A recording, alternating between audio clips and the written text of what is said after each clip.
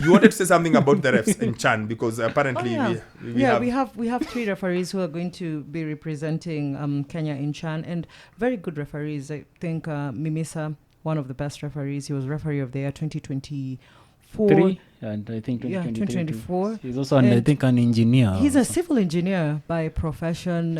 I mean, when you look at him, and the one thing I know a lot of people might remember him for this season, I think the scandal between Tusker and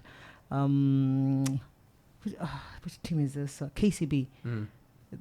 KCB said they lost because Mimisa didn't, do something about the decision. But I was like, but he's a very good referee. If we look at his credentials, absolutely excellent. We have Yembe, 13 years of being a referee. He's been excellent. He went to the Club World Cup. Come on, guys. He was, and Mimisa was, I think, among the referees who actually reffed the AFCON under 20 in the 3rd place and the final. So the calibers of referees that we're taking there are very good. And then we have Samuel Kuria, excellent referee. He's been doing it since 2019. He's going to be an assistant referee. Yembe is going to be in the VAR. Now that we're having VAR, excited about it. Just want to see the kind of decisions now that will be made. Remember Ivory Coast AFCON, a lot of conversations about VAR and how it worked and, all that. So it's going to be interesting to see how these 3 referees represent Kenya. The interesting fact is that there's no Nigerian referee. They can't be everywhere. Yeah, I mean, you guys are just looking for the one thing you're better than Nigeria. Say something. I like the fact that there's VAR, and I was telling you guys off, I hope we can use it for one of the local games.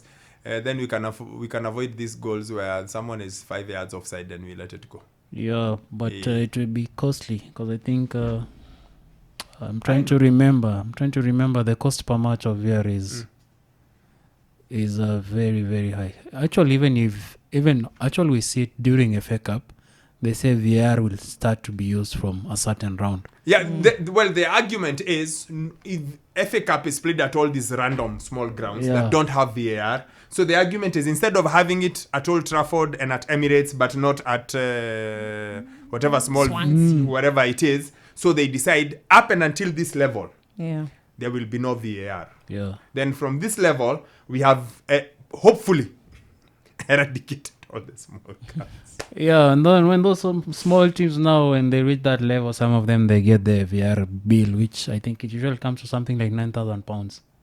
It's quite costly to have VR in every. And actually, that's the reason why La Liga decided to have VR and not GLT, because they say there's no need to have the 2 of them when VR can also stand in for GLT. Because also GLT is also expensive, equally expensive to install and now use it in every match. Sasa umesema hii maneno ya bao kufungwa 2 yards offside itaendelea. Hivyo ndivyo tu umesema kwa hayo machache.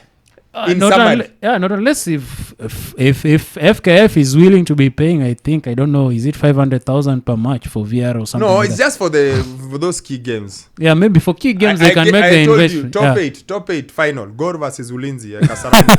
Mkono ya linesman ilikataa kuinuka, hata yeye alisema mkono ilikataa, alijaribu. The hand refused completely. Aliinua ikakataa. Juogi alert. Juogi alert. How do you explain that it can't? The flag became heavy. He said he could not lift it. Needless to say, a few years later, anyway, let's not continue that conversation. Key thing is there's VAR and there's 3 Kenyan refs who will be working at Chan. That's really, really good. And I like the fact that it's a variety. So we are increasing the pool, which is a good thing. It's always a good thing. The more the merrier. The more who do it at the top level,